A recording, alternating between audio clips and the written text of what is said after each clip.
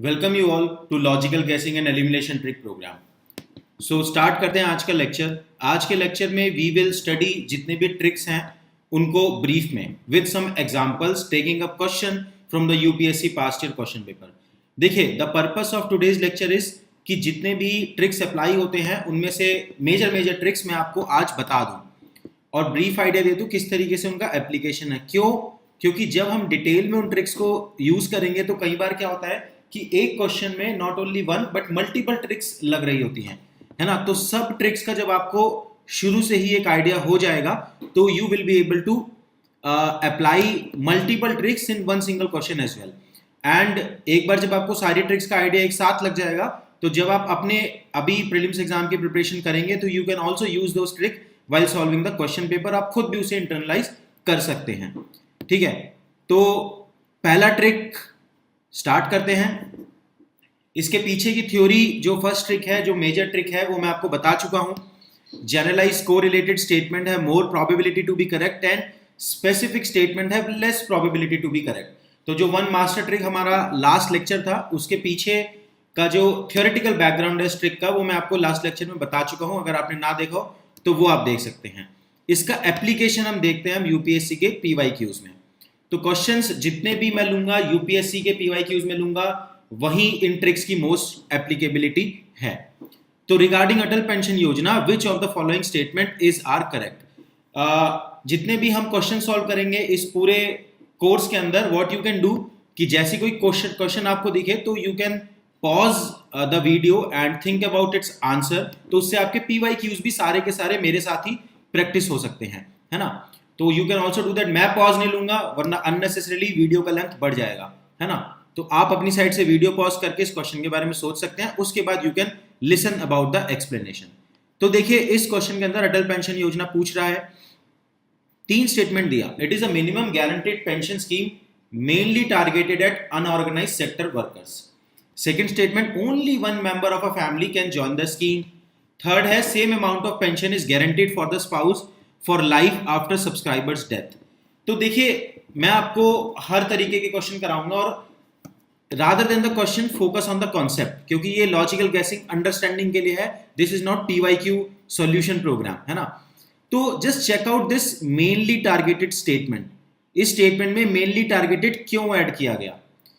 देखिए, अब ये मेनली टारगेटेड इस स्टेटमेंट को जनरलाइज बनाता है ना, कि this scheme can be for other sector, organize के लिए भी हो सकता है, लेकिन मेनली हमारा फोकस अनऑर्गेनाइज सेक्टर है। तो उसने नैरो नहीं किया, स्टेटमेंट को जनरलाइज कर दिया। ये मेनली इसीलिए डाला है, वरना यूपीएससी इस टाइप का वर्ड क्यों डालेगा? उसने एंश्योर करा कि ये स्टेटमेंट सही हो, जनरलाइज कोरिलेटेड स्टेटमेंट बने। फिर सेकंड स्टेटमेंट देखिए, ओनली वन मेंबर, ये एक्सट्रीम स्टेटमेंट हो गया, तो ये गलत है ना। Of course we will use our knowledge base as well, but these tricks की अंडरस्टैंडिंग के लिए आप ये देख सकते हैं कि ओनली वन आप हटा दीजिए। तो फर्स्ट पक्का सही और सेकंड के गलत होने के ठीक ठाक चांस, और third same amount of pension is guaranteed for the spouse for life after subscriber death. ये थोड़ा लग रहा है कि ठीक है, हो सकता है ना हो। अब हम ऑप्शन देखते हैं। तो सेकंड को हटाते हैं। पहले हमने सेकंड को हटाया, हमने बी हटाया, डी हटाया, तो ए और सी बचा। तो 1 तो पक्का है। अब हमें सोचना है थर्ड लगने के हमें चांसेस लग रहे हैं, है ना। 1 तो हमें पक्का नजर आ रहा है, तो आंसर या तो ए होगा या सी होगा। अब ए और सी में होल्ड दिस थॉट कि लॉजिकल गैसिंग में एक और ट्रिक होता है, लास्ट रिजॉर्ट ट्रिक, जो मैं आपको आज ही के लेक्चर में बताऊंगा।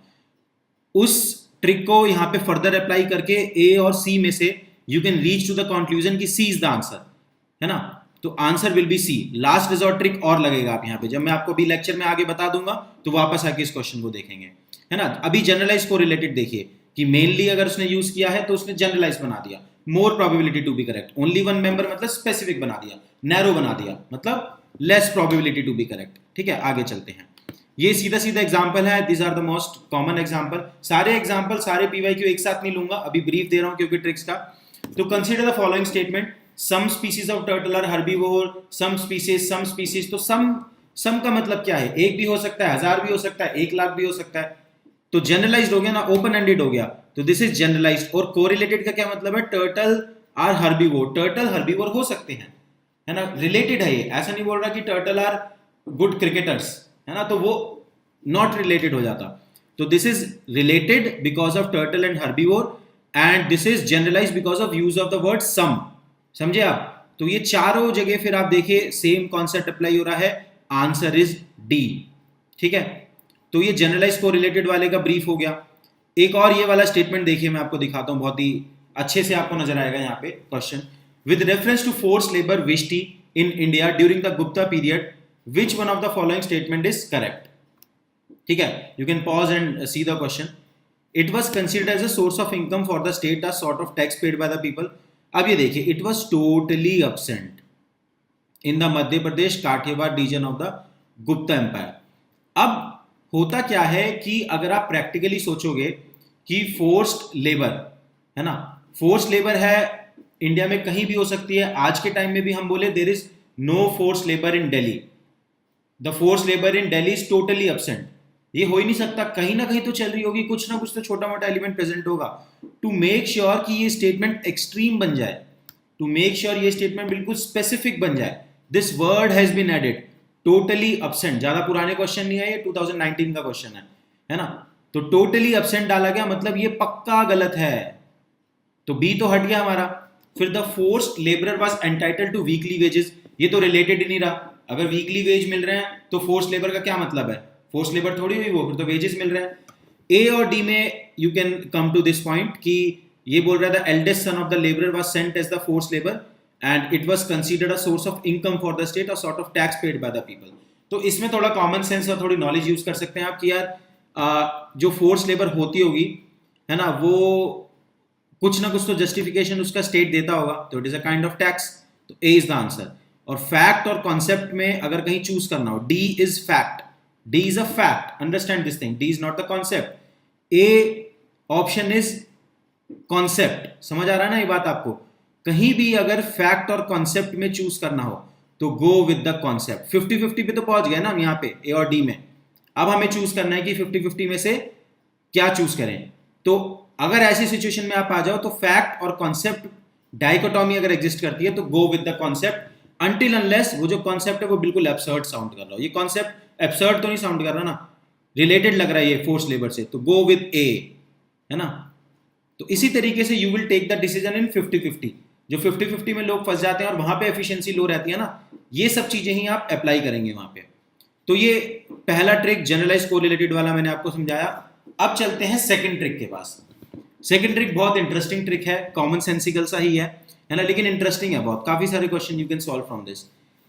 ट्रिक का नाम है स्टेटमेंट रिलेशंस। एक क्वेश्चन दिया होता है यूपीएससी ने, उसके 4-5 स्टेटमेंट होते हैं, फिर उन स्टेटमेंट के बेसिस पे ऑप्शंस दिए होते हैं, है ना। क्लियर कट अपने माइंड में मीनिंग क्लियर रखना कि स्टेटमेंट का मतलब जो क्वेश्चन में दिए हैं और ऑप्शंस का मतलब जो आंसर में दिए हैं, ठीक है। तो जो स्टेटमेंट में रिलेशंस दिए हुए हैं, स्टेटमेंट दिए हुए हैं, उनके बीच में रिलेशन होता है कई बार। जैसे 4 स्टेटमेंट दिए हुए हैं तो उनके बीच में रिलेशन हो सकता है। 2 तरीके के रिलेशन हो सकते हैं। एक तो हो सकता है वो स्टेटमेंट कॉन्ट्राडिक्टरी हो सकता है कोई 2 स्टेटमेंट बिल्कुल पोल्स अपार्ट हो, या फिर क्या हो सकता है कि 2 स्टेटमेंट इंटर रिलेटेड हो, इंटरडिपेंडेंट हो, एक दूसरे पे डिपेंडेंट हो, है ना। तो ऐसे में क्या क्या हम ट्रिक्स लगा सकते हैं, देखिए समझते हैं। पहले इस बात को समझना अच्छे से। अगर कॉन्ट्राडिक्टरी स्टेटमेंट है तो दोनों तो सही नहीं हो सकते, दोनों ही पोल्स अपार्ट स्टेटमेंट है, कॉन्ट्राडिक्टरी स्टेटमेंट है, दोनों में से कोई एक ही सही होगा, दोनों तो नहीं सही हो सकते। अब पहली चीज ये डराइव करो यहां से। दूसरी चीज क्या डराइव करो, 100% केसेस में ये चीज एप्लीकेबल है। मेरा जो रिसर्च है यूपीएससी के पीवाईक्यूज में, ये स्टेटमेंट रिलेशन वाली चीज 100% केसेस में सक्सेसफुल है। One of them is most probably right. दूसरी बात क्या आप डराइव करोगे, यार अगर वो 2 कॉन्ट्राडिक्टरी स्टेटमेंट दे रहा है, इतना पागल नहीं है वो कि दोनों ही गलत हों, दोनों में से एक ना जरूर सही है, इसलिए वो क्वेश्चन में उसे दे रहा है। तो जहां भी कॉन्ट्राडिक्टरी स्टेटमेंट हो वहां पे 2 चीज you can derive, both of them can not be right, sorry it is can not, correct कर लीजिएगा प्लीज इसे, कैन नॉट, है ना। One of them is most probably right. ये 2 बात हम डराइव करेंगे। एग्जाम्पल दिखाता हूं अभी आगे। अगर इंटरडिपेंडेंट रिलेशन है स्टेटमेंट का, तो इंटरडिपेंडेंट में या तो दोनों सही होंगे क्योंकि इंटरडिपेंडेंट है, या फिर दोनों गलत होंगे, या तो दोनों सही या फिर दोनों गलत। अब याद रखना ये बात। अब आगे चलते हैं, ठीक है। इसके एग्जाम्पल दिखाता हूं मैं आपको। ये 2020 का क्वेश्चन है, लास्ट ईयर का। In rural road construction the use of which of the following is preferred for ensuring environmental sustainability और टू रिड्यूस कार्बन फुटप्रिंट। अब इस क्वेश्चन में ज्यादा तो किसी को आइडिया था नहीं लास्ट ईयर भी कि क्या है ये question, but look to the statement, है ना। और स्टेटमेंट पॉज करके देख सकते हो and just check out this thing कि क्या इनमें कोई स्टेटमेंट कोरिलेशन निकल के आ रहा है किन्हीं दो स्टेटमेंट में, है ना। ऑल राइट, अब देखते हैं। See the statement number 2 and statement number 4। Cold mix asphalt technology, hot mix asphalt technology, these are contradictory statement, poles apart, cold mix hot mix. ठीक है, समझ आई ये बात यहां तक। तो हमने क्या बोला था, जहां पे कॉन्ट्राडिक्टरी स्टेटमेंट होगी both of them can not be right, तो 2 and 4 together can not be right, है ना। ये बात हमें समझ आया। दूसरी बात, one of them is most probably right, तो दोनों में से कोई ना कोई एक तो जरूर होगा। तो अब देखते हैं, ऑप्शंस की तरफ चलते हैं। तो 2 and 4 can not be right, तो 2 and 4 दोनों जहां पे हो उन्हें हटा दो। 2 and 4 बी को हटा दिया, 2 and 4 both can not be right, and 2 और 4 में से जहां 2 and 4 दोनों भी नहीं है वो भी हटा दो, तो डी भी हटा दो। ना तो 2 है ना 4 है, क्योंकि दोनों में से एक सही जरूर होगा। तो हम लोग आधे आंसर तक तो वैसे ही पहुंच गए कि ए या सी इन दोनों में से आंसर है, या तो 1, 2 and 3 या 4 and 5, है ना। तो उसके आगे यू कैन थिंक कि 1, 2 and 3 होगा या 4 and 5 होगा। उसके बाद आप जियो टेक्सटाइल से भी आंसर तक पहुंच सकते हो, है ना, कि it is related to road construction, है ना। तो ये मोस्ट प्रॉब्ली सही होगा। तो आंसर इसका ए। 50-50 तक हम यहाँ पे पहुंच गए थे on the basis of statement correlation. उसके बाद आपका थोड़ा कॉमन सेंस है, ठीक है। तो आंसर इज ए। ये कॉन्ट्राडिक्टरी का एग्जांपल हो गया। अब मैं एग्जांपल आपको देता हूं इंटरडिपेंडेंट का। इन सबके मल्टीपल एग्जांपल्स दिखाऊंगा मैं आपको पीवाईक्यूज में अपने आगे के लेक्चर्स में, अभी खाली ब्रीफ में बता रहा हूं। तो what is the use of biochar in farming. अब बायोचार का फार्मिंग में क्या इस्तेमाल है, ये अगेन वेरी डिफिकल्ट क्वेश्चन कि किसी को आता हो ये अच्छे से, लेकिन स्टेटमेंट का कोरिलेशन देखिए, पॉज करके अगेन देख सकते हैं। पहला है, biochar can be used as the part of growing medium in the vertical farming. When biochar is a part of the growing medium, it promotes the growth of nitrogen fixing microorganism. When biochar is a part of the growing medium, it enables the medium to retain water for a longer time. अब क्या कुछ statement relation हम निकाल पा रहे हैं यहाँ पे, just a second. Alright, statement relation यहां से निकल रहा है। देखिए, सेकेंड एंड थर्ड स्टेटमेंट, ध्यान से सुनिएगा, second and third statement is based on the assumption that first statement is right. समझ रहे हैं। सेकंड में क्या बोल रहा है वो, when biochar is the part of growing medium। Third में क्या बोल रहा है, when biochar is the part of the growing medium। तो it is based on the assumption कि पहला स्टेटमेंट तो सही है ही। अगर पहला स्टेटमेंट गलत हो गया, मान लेते हैं पहला स्टेटमेंट गलत है कि बायोचार ग्रोइंग मीडियम का पार्ट नहीं हो सकता, तो 2 and 3 तो अपने आप गलत हो गया। नन ऑफ द अबव तो ऑप्शन ही नहीं है। समझ में आया। तो इसका मतलब 1, 2 and 3 these are interdependent statement, है ना। तो 1 तो पक्का सही होगा ही होगा, ठीक है। तो 1 पक्का सही होगा, तो बी तो हटा यहां से। अब आपके पास बचा ए, सी एंड डी, है ना। और भी मल्टीपल ट्रिक्स यहां पे लग रहे हैं, वो मैं आपको आगे बताऊंगा। एक जगह एक ट्रिक समझते हैं ताकि ट्रिक्स की क्लैरिटी दिमाग में बिल्टअप हो। एक तो हटा यहां से, ऐसे और भी क्वेश्चन है जहां पे पूरे फाइनल आंसर तक भी पहुंचा जा सकता है। तो ये था इंटरडिपेंडेंट का एग्जाम्पल, ठीक है। Welcome you all. In your UPSC Civil Services examination preparation, mains examination is the biggest hurdle. In mains examination, if you could score 50 or 60 marks above the cutoff, then एक rank तो आपका sure होता है। अब mains examination को crack करने में सबसे बड़ा हर्डल होता है कंटेंट। अगर आपका अच्छा कंटेंट है तो अच्छे चांसेस होते हैं कि आप गुड स्कोर कर पाएंगे। To solve this problem for you, we are bringing GS modules for you for your mains examination content. GS1, GS2, GS3, GS4, all the 4 modules we will provide you for your mains exam preparation. Detailed video lecture किस तरीके से module course run करेंगे, all the topics will be covered. Detailed video lecture will be provided, revision friendly PDF will be provided and PYQ discussion will also be held. Expectation हमारा ये होगा कि जो prelims examination की preparation कर चुका है, एक थोड़ा सा बेसिक का उसको आइडिया है, उसके बाद वहां से लेके मेंस एग्जाम में अच्छी परफॉर्मेंस तक जो कंटेंट चाहिए होता है वो इन मॉड्यूल कोर्सेज में हम आपको प्रोवाइड करेंगे। There will be expert faculty, I will be there, Lavanya ma'am will be there, Kaval sir will be there, and many other faculties will be there in your GS module courses. So if you are looking to enhance your mains content, work over the mains content, then you can subscribe to our mains module courses. All right. Thank you very much. All the best for the mains examination. अब चलते हैं अपने third trick की तरफ। ये भी बहुत common applicable trick है। लास्ट ईयर 3 क्वेश्चन इस ट्रिक से सॉल्व हो रहे थे। 2020 के 3 क्वेश्चन, 6 मार्क्स। तो इस ट्रिक का नाम है डेटा ट्रिक। डेटा ट्रिक क्या है वो समझते हैं। देखिए, यूपीएससी कई बार क्वेश्चंस में डेटा देता है, अपने पर्टिकुलर डेटा। तो अब समटाइम्स आपको वो डेटा याद होगा and most of the time वो डेटा आपको नहीं याद होगा। कुछ कंफ्यूजन आपको होगी उसके रिगार्डिंग, क्योंकि इतने सारे डेटा एग्जैक्टली याद रखना थोड़ा मुश्किल काम है। अब इस ट्रिक का बेसिक्स क्या है, याद करिए कि मैंने आपको बोला फैक्ट वर्सेस कॉन्सेप्ट में ऑलवेज चूज द कॉन्सेप्ट। इसका मतलब क्या हुआ, कॉन्सेप्ट क्या होता है, जनरलाइज्ड होता है ना, और फैक्ट क्या होता है, स्पेसिफिक होता है। ऐसे ही डेटा क्या है, data is a fact, data is a specific statement, है ना। तो उसी से ये ट्रिक डराइव होती है। And through the analysis I have seen this thing. अगर यूपीएससी ने कोई भी ऐसा डेटा पूछा है जो आपको लगता है कि यार ये तो बहुत रिमोट डेटा हो गया, how we can memorise that data, है ना। एंड उस डेटा में ना तो ये दिया है कि ये डेटा कौन से साल का है, ना ये दिया है कि डेटा किस रिपोर्ट के अंदर आया है, ना ये दिया है कि डेटा किस ऑर्गेनाइजेशन ने रिलीज किया है। तो इट इज मोर प्रॉबेबली कि भाई वो डेटा रॉन्ग होगा, इनकरेक्ट होगा, है ना। तो ओनली इसका एक और डेरिवेशन है कि जितने भी वेल पॉपुलर मोटे मोटे डेटा होते हैं, जीडीपी के डेटा हो गया, फिस्कल डेफिसिट का हो गया, है ना, क्लाइमेट चेंज के गोल हो गए बड़े बड़े, बस उन्हीं डेटा को मेमोराइज करें, छोटे मोटे डेटा के पीछे ना जाएं। Multiple question you can solve from this trick, है ना। एग्जाम्पल एक और सिंपल देता हूं। इन्होंने 2018 में क्वेश्चन पूछा कि Barren Island is located 120 kilometre east of Andaman island, ऐसे कुछ पूछा था। अब आप मुझे बताइए कि are you suppose to memorise this thing. अगर हम इस लेवल पे प्रिपरेशन करने चले गए कि बैरन आइलैंड और अंडमान निकोबार के बीच में डिस्टेंस कितना है, तो फिर तो सिलेबस खत्म ही नहीं हो सकता। फिर तो हर जगह से हर जगह का डिस्टेंस इंसान रटता रह जाए।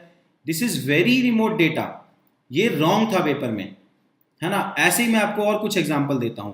बट अगर वो आपसे कुछ मोटा डेटा पूछता है कि इंडिया का जीडीपी गोल बाय द 2025 कितना है, इंडिया का फिस्कल डेफिसिट टारगेट कितना है ना, तो उसके सही होने की पॉसिबिलिटी है।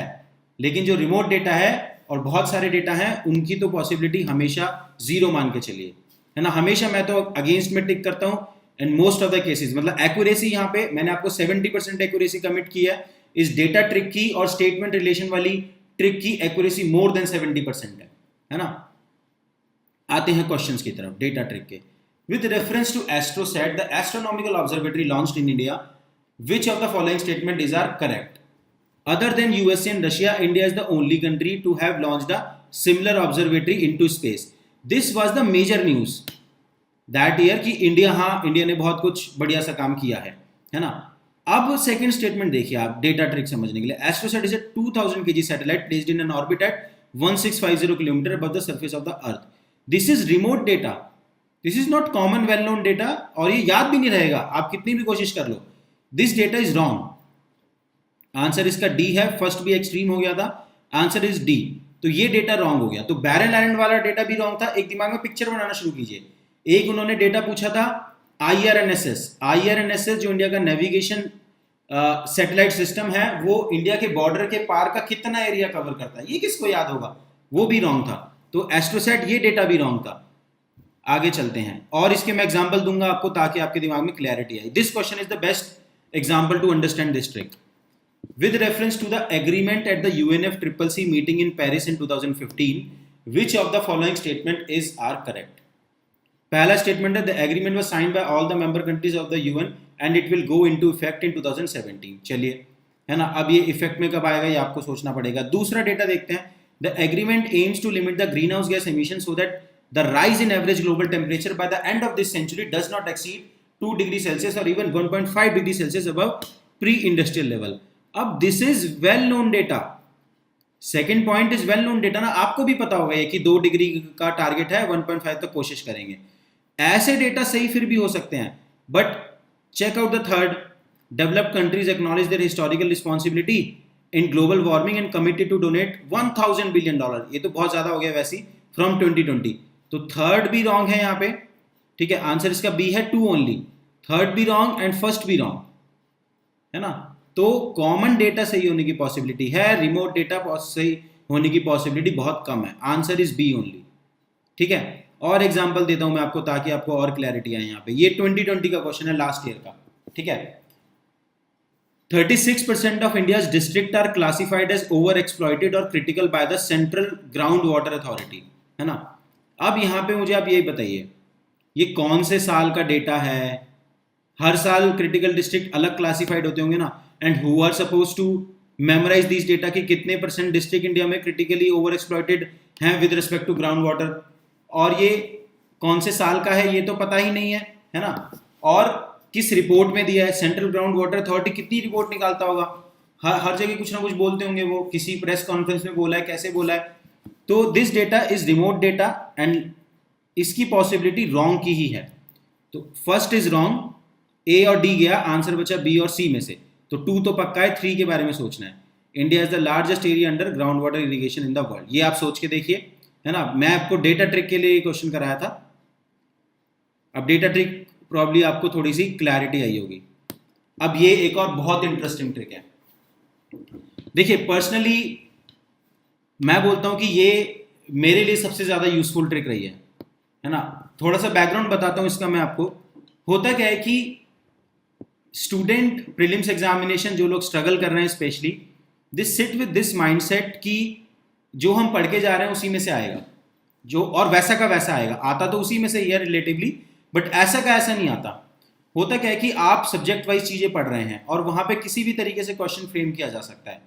तो you need to read the question with open mind.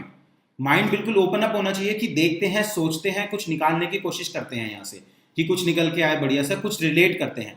इसी को बोलते हैं लेटरल थिंकिंग, कि क्वेश्चन को रीड किया और लेटरली थिंक किया, क्या पॉलिटी से कुछ निकल के आ रहा है इसमें से जो हमें आता है ऑलरेडी, क्या इकोनॉमी में से कुछ निकल के आ रहा है, क्या ज्योग्राफी में से कुछ निकल के आ रहा है। तो never leave the question thinking कि हमें इस बारे में पता ही नहीं।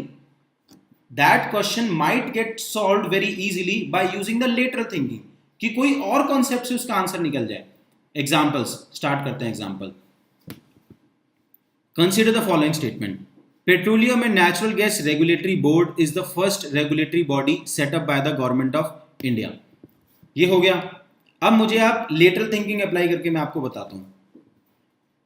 रेगुलेटरी बोर्ड, रेगुलेटरी बॉडी जब भी एस्टैब्लिश होती हैं किसी भी सेक्टर के अंदर, तो वो भी अगर पेट्रोलियम और नेचुरल गैस की बात करें, तो एक चीज कॉन्सेप्ट लेवल पे मैं आपको बताता हूं कि प्राइवेटाइजेशन जब कंट्री में स्टार्ट होगा तभी रेगुलेटरी बॉडी ज्यादा सेटअप होती होंगी।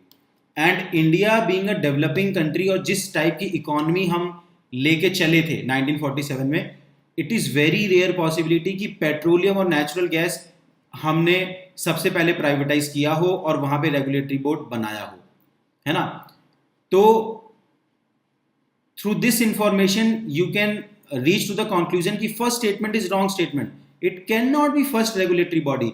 अगर इंडिया सऊदी अरेबिया जैसी कंट्री होती है जिसका मेन जो फॉसिल फ्यूल है, जो वो मेन रिसोर्स है, तो ये स्टेटमेंट सही हो सकता था। बट इंडिया में पेट्रोलियम और नेचुरल गैस का तो बहुत आगे जाके सेक्टर मैच्योर हुआ है ना। तो this is the lateral thinking, understanding of the Indian economic development, जिसके थ्रू आप फर्स्ट स्टेटमेंट को नेगेट कर सकते हैं। First is wrong.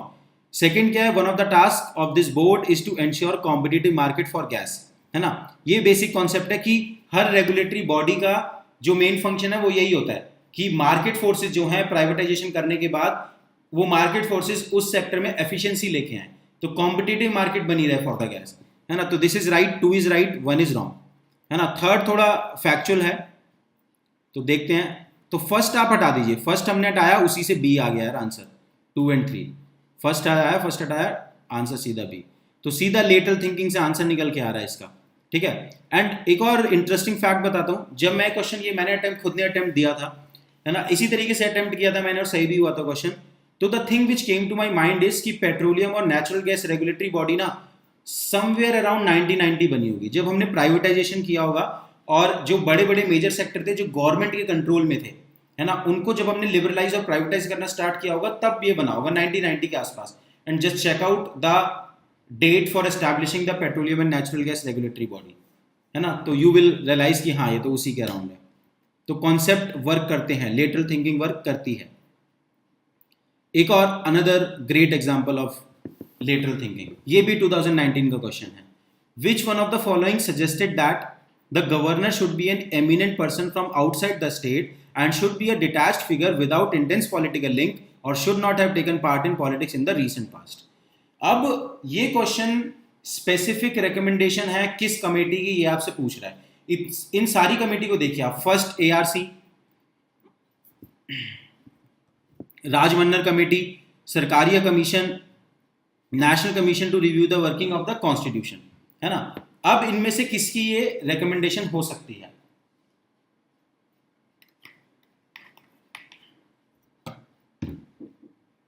देखिए एक्सक्यूज मी, तो ये जो सजेशन है ये है गवर्नर के बारे में कि गवर्नर इंडिपेंडेंट पर्सन होना चाहिए। ये बात समझ आती है। गवर्नर का इशू सबको पता है कि governor become a biased person and favour the central government and central government uses the institution of the governor to destabilise the state government और interfere in the matter of the state government. This is one of the important criticism of the institution of the governor, है ना। तो ये जो suggestion है ये तभी आया होगा ना जब ये इशू इमर्ज हुआ होगा। समझ में आ रहा है आपको? ये सजेशन किसी कमेटी का तभी आता है ना जब ये इशू इमर्ज होता है। अगर इशू ही एग्जिस्ट नहीं करता तो किस बात की कमेटी, किस बात का सजेशन। अब think about this thing, what knowledge I utilise, the lateral thinking I utilise in this question is कि यार ये इशू कब इमर्ज हुआ होगा कंट्री में, है ना। देन आई थॉट कि 1967 में पहली बार कांग्रेस काफी सारे स्टेट से हटी थी, है ना। अगर आपने पोस्ट कंसोलिडेशन इंडिया की NCERT पढ़ी है तो इतना बेसिक नॉलेज आपको होगा। अब 1967 में अगर पहली बार स्टेट में नॉन कांग्रेस गवर्नमेंट आई थी तो उसके बाद से ये इशू इमर्ज होना शुरू हुआ होगा। 2-3 साल लगे होंगे इशू को इमर्ज होने में, उसके बाद कमेटी बैठी होगी, उसके बाद कमेटी ने रिकमेंडेशन दिया होगा, है ना। तो 4-5 साल का गैप तो होगा। तो ये 2 कमेटी तो सीधे सीधा गए, फर्स्ट ARC और राजमन्नर कमेटी। अब now you are also aware about this thing कि सरकारिया एंड कुंची 2 कमीशन है सेंटर स्टेट रिलेशन पे, तो the obvious choice here is Sarkaria commission 1983। तो nobody can remember exactly which commission has given exact this recommendation. Nobody, I'm telling you nobody. Sarkaria साहब को खुद याद नहीं होगा, है ना, कि exactly मैंने यही बोला था क्या। But it is all about playing with the lateral thinking कि हाँ भैया इसी के अराउंड कुछ ना कुछ होगा, ठीक है। तो आंसर इज C, ठीक है। और एग्जाम्पल करेंगे लेटरल थिंकिंग के, बहुत सारे एग्जाम्पल्स हैं। चलते हैं, लेकिन आज का जो एजेंडा है एक बार ट्रिक्स को, सारी ट्रिक्स को मैं ब्रीफ करना चाहता हूं। अगली ट्रिक है अप्लाइड थिंकिंग। अप्लाइड थिंकिंग को थोड़ा सा समझना पहले। देखिए, एक जो हम स्टेटमेंट पढ़ते हैं, एक तो है हम रीड कर रहे हैं, किताबें रीड कर रहे हैं, है ना, क्वेश्चन पढ़ते हैं। अब वो जो स्टेटमेंट है उसको हम ग्राउंड लेवल पे भी तो सोच सकते हैं कि एग्जैक्टली वो जो चीज, जिस चीज के बारे में बात कर रहा है उसको हम ग्राउंड पे एप्लीकेशन सोचते हैं उसका, और ग्राउंड पे जो हमने ऑब्जर्व किया हो, कुछ इधर उधर की नॉलेज होती है, उसको यूज करके उस आंसर तक पहुंचना, that is applied thinking. It is relatively applied art, क्योंकि अप्लाइड थिंकिंग है तो जितने क्वेश्चंस हम सॉल्व करेंगे उससे और ज्यादा आपकी अंडरस्टैंडिंग इस ट्रिक की क्लियर होगी। रिलेटिवली ये अप्लाइड है। Example, with reference to red sanders sometimes seen in the news, consider the following statement. It is a tree species found in the part of South India. It is one of the most important trees in the tropical rainforest area of South India. अब यहाँ पे एक चीज देखिए, जब मैंने ये attempt मैंने खुद ने भी दिया था तो मैंने देखा रेड सैंडर्स, ज़्यादा ट्रीज वगैरह के बारे में मैं भी याद करके नहीं जाता था, तो मैंने इसका हिंदी वर्जन देखा। तो this is another important thing कि जो लोग इंग्लिश में कुछ वर्ड को अगर ना समझ पाए तो उसका हिंदी वर्जन देख लो। तो मैंने रेड सैंडर्स देखा तो उसमें आया चंदन, है ना। Then it came to my mind, शायद कुछ लोगों के दिमाग में और आए, यार चंदन के बारे में मुझे क्या याद होता है। अप्लाइड थिंकिंग का मतलब यही है, चंदन, अच्छा चंदन के बारे में मुझे क्या पता है, हाँ ठीक है चलो। चंदन एक टेररिस्ट थे साउथ इंडिया में, वीरप्पन, जो कि पॉपुलर थे चंदन की तस्करी के लिए। वहां से मैंने सोचा कि अगर वो साउथ इंडिया में थे तो ये ट्री स्पीसीज तो होगा ही ना साउथ इंडिया में। एक पॉइंट मेरे दिमाग में ये आया। दूसरा पॉइंट क्या आया, यार south India is such a wider geography in a sense, वहां पे ट्रॉपिकल एवरग्रीन भी है ना, 200+ सेंटीमीटर रेनफॉल भी है, वेस्टर्न घाट भी है। साउथ इंडिया में ड्राई डेसिडियस वाला रीजन भी है, रेन शेडो रीजन तेलंगाना वाला, तो हर तरीके का क्लाइमेट है। हाइट भी बहुत है, हाइट भी वेरी कर रही है, तो कुछ जगह ऊपर तक जाते जाते ठंडा भी हो जाता होगा, टेम्परेचर भी है, हर तरीके का रेनफॉल हो गया, हर तरीके की सॉइल हो गई, हर तरीके का टेम्परेचर हो गया। तो एक ना एक पेड़ तो होगा ना रेड सेंडर्स का साउथ इंडिया में। ऐसा तो नहीं बोल रहा it is a major tree species found in the part of south India, या फिर ऐसा बोल रहा हूँ कि majority of the south India is inhabited by this tree species, ऐसा तो नहीं बोल रहा ना। तो फर्स्ट स्टेटमेंट इज राइट। तो डिफरेंट डिफरेंट ट्रिक्स लग गए, एक तो मैंने अप्लाइड थिंकिंग लगाई और एक मैंने जनरलाइज बात तरीके से सोची। तो it is this way of thinking which I term as logical guessing, है ना। आगे चलते हैं। It is one of the most important trees in the tropical rain forest areas of the south India. तो ये अब सोचना पड़ेगा आपको कि इसमें क्या होगा। ट्रॉपिकल रेन फॉरेस्ट में होगा, अब उसने स्पेसिफिक कर दिया कि ट्रॉपिकल रेन फॉरेस्ट में होगा या कहां पे होगा, है ना। देन अगेन यहां पे एक और कॉन्सेप्ट सोचा था मैंने, जो मैं आपको बताता हूं। ट्रॉपिकल रेन फॉरेस्ट जो है ना कंट्रीज के, वहां पे लंबरिंग नहीं होती, पढ़ा होगा आपने, अप्लाइड थिंकिंग ज्योग्राफी में आपने पढ़ा होगा।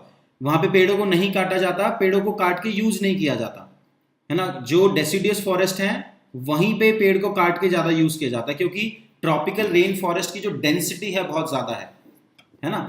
तो 2 is wrong, 1 is right, answer ए।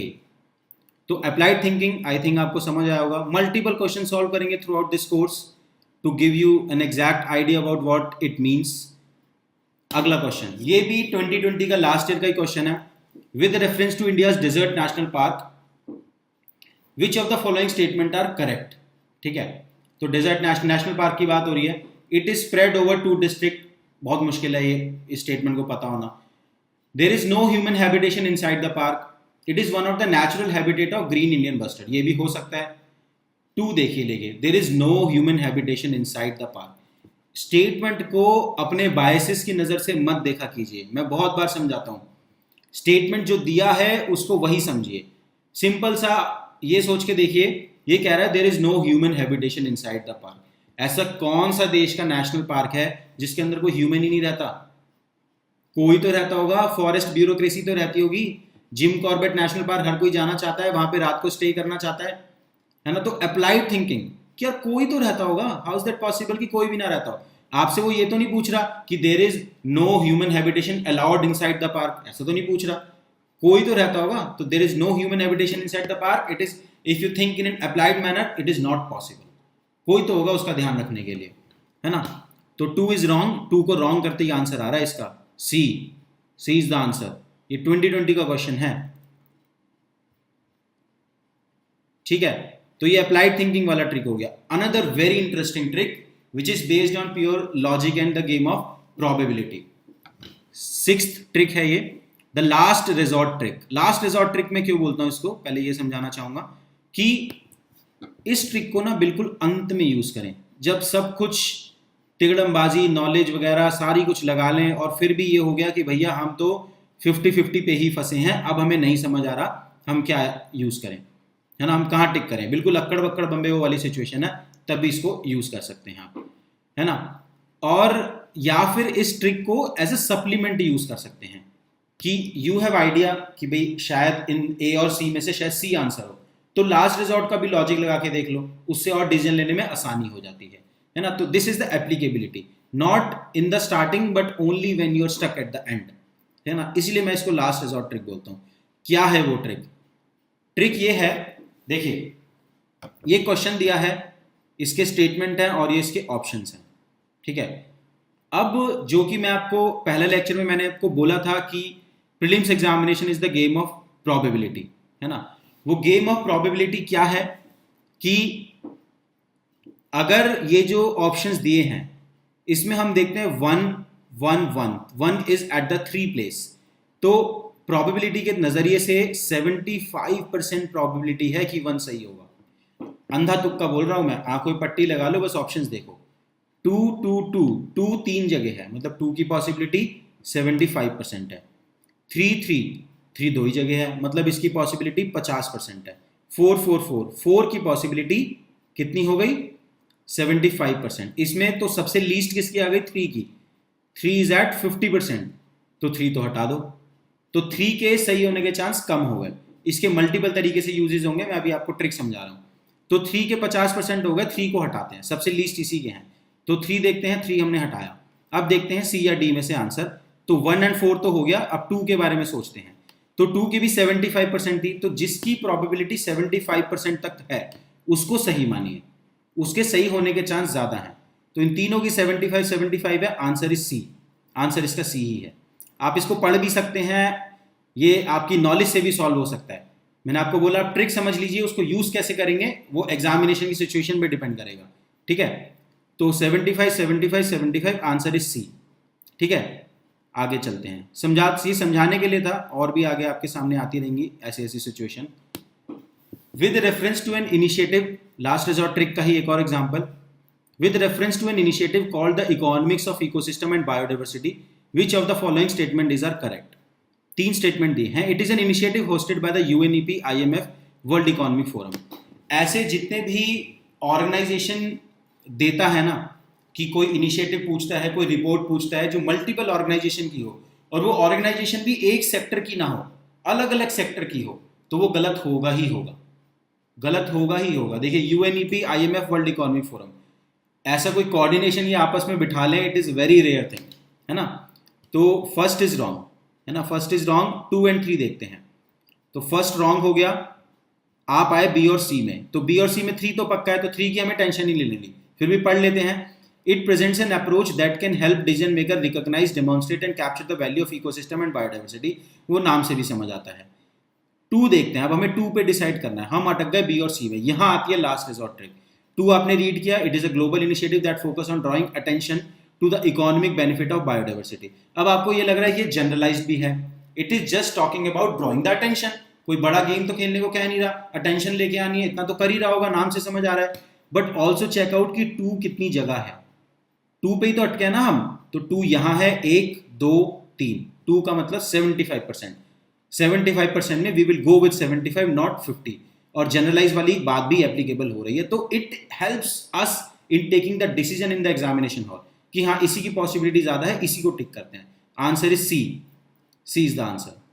समझ आया? Very good trick, definitely improve करेगा आपके मार्क्स से। आगे चलते हैं। Welcome you all. In your UPSC Civil Services examination journey, the importance of optional you all know. Optional is often termed as make or break in your UPSC Civil Services journey. Now, in the optional subject, what I have seen is कि optional का एक basic content पढ़ने के बाद भी you always struggle in writing the PYQs, in writing the test, in consolidating the content. किस तरीके से आप marks लाएंगे एक basic content पढ़ने के बाद भी? To fill that gap, SRT is bringing optional quality enrichment program. इस क्वालिटी एनरिचमेंट प्रोग्राम के 4 फीचर रहेंगे।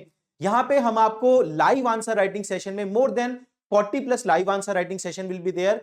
We will make you aware and make you write all the PYQs। एक सेशन में 4 के आसपास क्वेश्चन होंगे जहां पे कि आप हर टॉपिक के आप PYQ कंप्लीट करेंगे।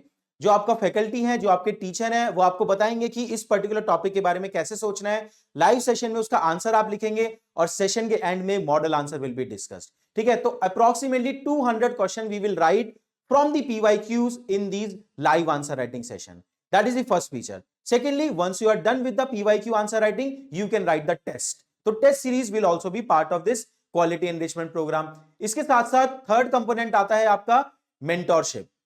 पूरे ऑप्शनल पेपर को किस तरीके से मैनेज करना है, कौन से पेपर की किस सेक्शन की क्या स्ट्रैटेजी होनी चाहिए, आपको जो डाउट आते हैं वो आप अपने मेंटर से पूछ सकते हैं under this optional quality enrichment programme. इसके साथ साथ फोर्थ इंपॉर्टेंट फीचर आता है content enrichment. Often after doing the optional foundation, आपके ऑप्शनल में कुछ ना कुछ एरियाज होते हैं जहां पे कि you lack content. Maybe अगर आपका PSIR ऑप्शनल है तो आपके पास IR का कंटेंट लिमिटेड होगा। अगर आपका सोशियो ऑप्शनल है तो कुछ डायनेमिक टॉपिक्स पे कंटेंट आपके पास कम होता है। अगर आपका ज्योग्राफी हिस्ट्री ऑप्शनल है तो आप मैपिंग के क्वेश्चन में शायद स्ट्रगल कर रहे हो। तो वो हर ऑप्शनल का एरिया, जिस कंटेंट का जो गैप है, वो आपको कंटेंट एनरिचमेंट नोट्स के थ्रू कवर कराया जाएगा। तो thank you very much. You can look up to this optional quality enrichment program from SRT to boost your score in your optional paper. All the best. Seventh trick is a trick जो कि आपको assist करेगा, जो कि आपको help करेगा। क्या है seventh trick? Search for symmetry, symmetry को सर्च करना है। समझते हैं इसको पर्टिकुलर एग्जांपल से। ये आपने देखा व्हाट आर द एडवांटेजेस, 2020 का क्वेश्चन है, what are the advantages of fertigation in agriculture. अब फर्टिगेशन रिलेटिवली लोगों ने सुना नहीं होता है ना, एग्रीकल्चर में उसके क्या एडवांटेज है ये हमें नहीं पता होता। अब आप एक चीज चेक कीजिए, यहां पे दिए हैं 4 स्टेटमेंट और ऑप्शंस दिए हैं, जो ऑप्शंस देखिए, ऑप्शंस में है सिमेट्री। सिमेट्री की ट्रिक बता रहा हूं मैं, ध्यान फोकस मत लूज कीजिएगा। सिमेट्री का मतलब है कि चारों ऑप्शंस जो दिए हैं सब में सिमेट्री है। कैसे कैसे, यहां भी 3 है, यहां भी 3 है, यहां भी 3 है, यहां भी 3 है। 3 मतलब 1 2 3 1 2 3 1 2 3 1 2 3, 3 स्टेटमेंट के कॉम्बिनेशन है। This is what I mean by symmetry. Symmetry का मतलब समझ गए, 3 का कॉम्बिनेशन भी हो सकता है, 2 का भी हो सकता है, 4 का भी हो सकता है। द पॉइंट इज सब में सेम हो। अब सिमेट्री आपको हेल्प कैसे कर सकती है ये बताता हूं मैं आपको। सिमेट्री का क्या मतलब है, अगर 3 है तो इसका मतलब, और ऊपर 4 स्टेटमेंट दिए हैं, 4 स्टेटमेंट और 3 की सिमेट्री, तो इसका मतलब ये क्वेश्चन का मीनिंग ही चेंज हो गया। दिस क्वेश्चन इज अबाउट कि आपको इन 4 में से बस एक रॉन्ग स्टेटमेंट ढूंढना है। मैं इसको रिफ्रेश कर देता हूं आपके लिए। Which among the following is not the advantage of fertigation in agriculture, A B C D। This is where symmetry comes in. Symmetry से आपको टेंशन नहीं लेनी है क्या कॉम्बिनेशन है, इनमें से एक रॉन्ग स्टेटमेंट ढूंढना है, तो आपकी एफर्ट कम हो जाएगी, आंसर तक पहुंचना बहुत आसान हो जाएगा। तो ये मल्टीपल स्टेटमेंट क्वेश्चन नहीं रहा, this is single statement question, A B C D which of them is wrong. Simple है, समझ में आ रहा है। उसके बाद नहीं समझ में आ रहा तो दोबारा सुन लेना इस एक्सप्लेनेशन को, समझ में आ जाएगा। उसके बाद हम एक और ट्रिक यूज करते हैं इस वाले क्वेश्चन में, जो मैं आपको ऊपर बता के आ चुका हूं। मैंने आपको ट्रिक बताई थी स्टेटमेंट रिलेशंस। स्टेटमेंट रिलेशन में मैंने आपको बताया कि इंटरडिपेंडेंट स्टेटमेंट होती हैं, कई बार इंटर रिलेटेड होती हैं। इंटर रिलेटेड होती हैं तो या तो दोनों सही होंगी या दोनों गलत होंगी, हमने ये बताया था। अब थर्ड एंड फोर्थ स्टेटमेंट को देखिए, पॉज करके सोचिए क्या ये इंटरडिपेंडेंट है या कॉन्ट्राडिक्टरी है। ठीक है, तो थर्ड एंड फोर्थ स्टेटमेंट में अगर आप देखेंगे तो these 2 statement are interrelated, interdependent. कैसे? थर्ड क्या बोल रहा है, increased availability of nutrient to plants is possible. Fourth बोल रहा है reduction in the leaching of chemical nutrient is possible, है ना। तो देखिए, एक second, just a second, I think statement misprint हो गया है। नहीं मिसप्रिंट नहीं है, ठीक है, ओके फाइन। तो ये बोल रहा है कि reduction in the leaching of chemical nutrient is possible. अगर केमिकल न्यूट्रिएंट की जो लीचिंग है, जो लीचिंग होकर वो ग्राउंड वाटर में चला जाता है, उसमें रिडक्शन अगर पॉसिबल है, उसमें अगर रिडक्शन होगा तो जो प्लांट है, प्लांट को न्यूट्रिएंट की जो अवेलेबिलिटी है वो तो इंक्रीज होगी ना। समझ में आया? जो आपने न्यूट्रिएंट डाला, न्यूट्रिएंट कुछ प्लांट की तरफ जाता है, कुछ लीच होकर निकल जाता है, बह जाता है। अगर उसका रिडक्शन हो सकता है, अगर रिडक्शन पॉसिबल है, तो न्यूट्रिएंट की अवेलेबिलिटी है फॉर द प्लांट, तो वो तो इंक्रीज हो ही सकता है ना। तो these 2 statement are interrelated and interdependent, या तो दोनों गलत होंगे या दोनों सही होंगे। समझ में आई ये बात? अब दोनों गलत हो नहीं सकते, क्यों? हमने सिमेट्री की ट्रिक से क्या निकाला कि भैया इनमें से तो एक ही गलत है, तो ये दोनों तो गलत हो नहीं सकते, है ना, तो दोनों सही होंगे।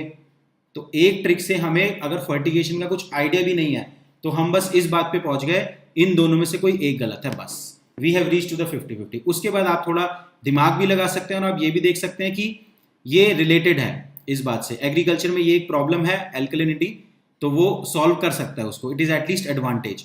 और सेकंड स्टेटमेंट रिलेटिवली थोड़ी बहुत सारे चीजें आ गई कि सारे फॉस्फेटिक फर्टिलाइजर कैसे पॉसिबल हो सकते हैं, कोई हो सकता है ना कि जो अप्लाई ना हो, है ना। तो 2 हटाइए, आंसर इज सी। तो सिमेट्री एंड इंटर रिलेटेड, 2 बात आपको यहां से समझ में आई। एक और एग्जांपल मैं आपको सिमेट्री के लिए दिखाया है, ये भी 2020 का क्वेश्चन है। In India legal service authorities provide free legal service to which of the following type of citizen. 4 statement हैं और 2 की सिमेट्री, 2 की सिमेट्री, 2 की सिमेट्री, 2 की 2 की 2 की सिमेट्री का क्या मतलब हुआ? अगर 4 स्टेटमेंट है तो 2 की सिमेट्री का मतलब 2 सही हैं, 2 ही गलत होंगे। तो you need to focus on that part only कि इनमें से कौन से 2 सही हो सकते हैं और कौन से 2 गलत हो सकते हैं। तो this thing can help you in further solving this question, जिसको हम आगे डिस्कस करेंगे। यहां पे मैं खाली सिमेट्री की ट्रिक आपको बताना चाहता था, ठीक है। अब चलते हैं आठवीं ट्रिक। एट्थ ट्रिक में क्या है? Eighth trick is about be populist.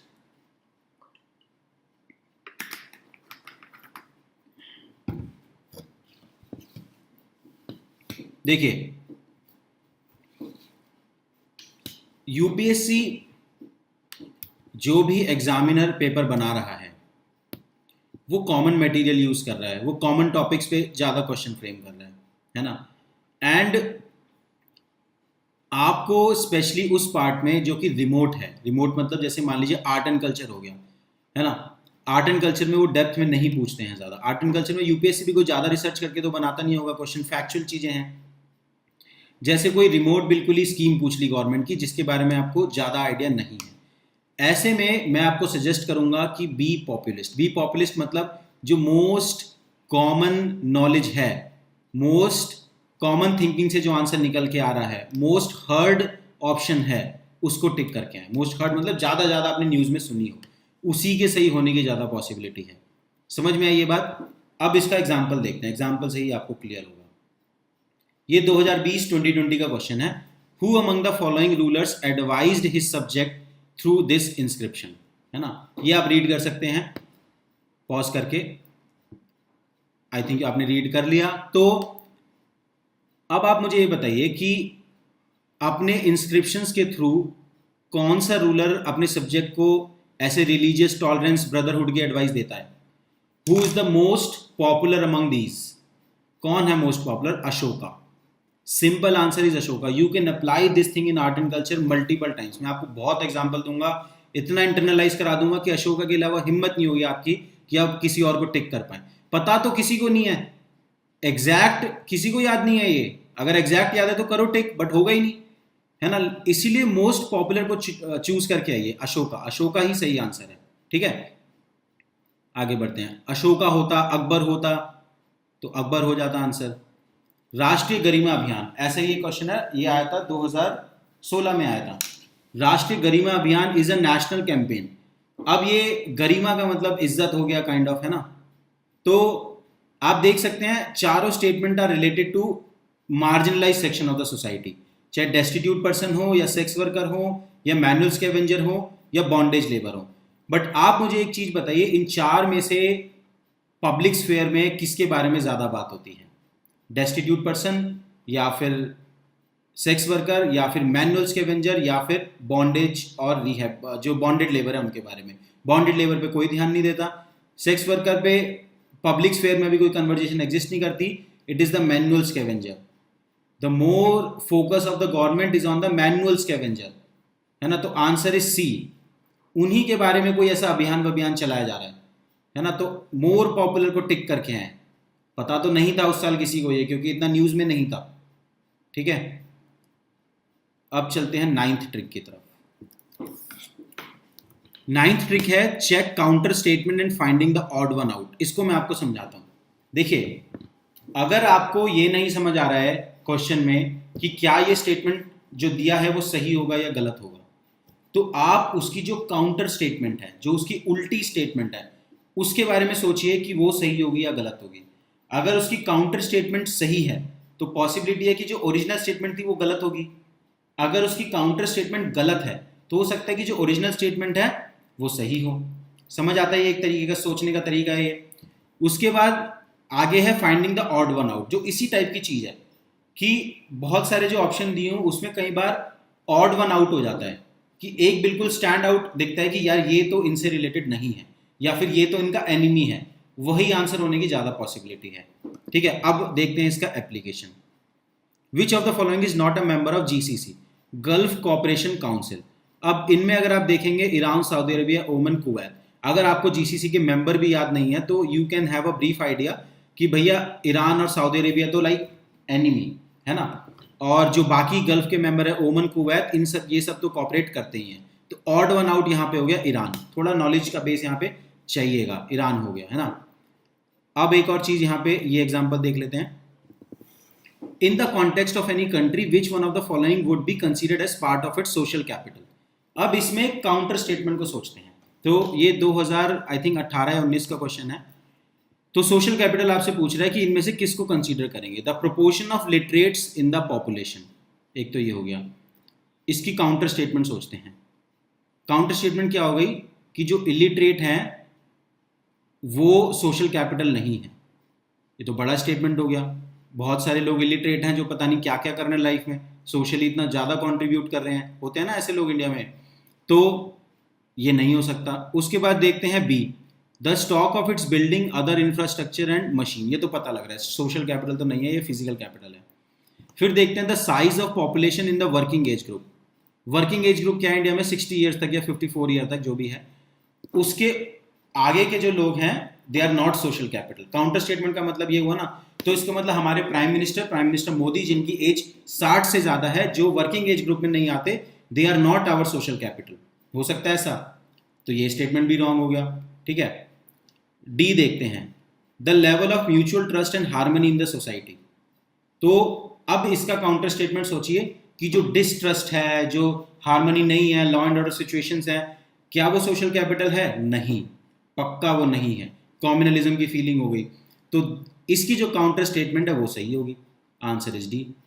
तो अगर आप सीधे इस स्टेटमेंट से नहीं सोच पा रहे तो उसकी काउंटर स्टेटमेंट के बारे में सोचिए, उससे आपको आइडिया लग जाएगा कि वो सही है या गलत है। ठीक है, तो this is 9 trick.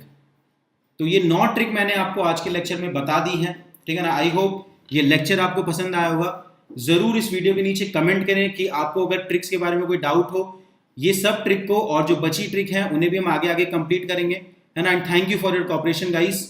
C you in the next lecture. ये पीडीएफ भी मैं अपलोड कर दूंगा। Thanks a lot.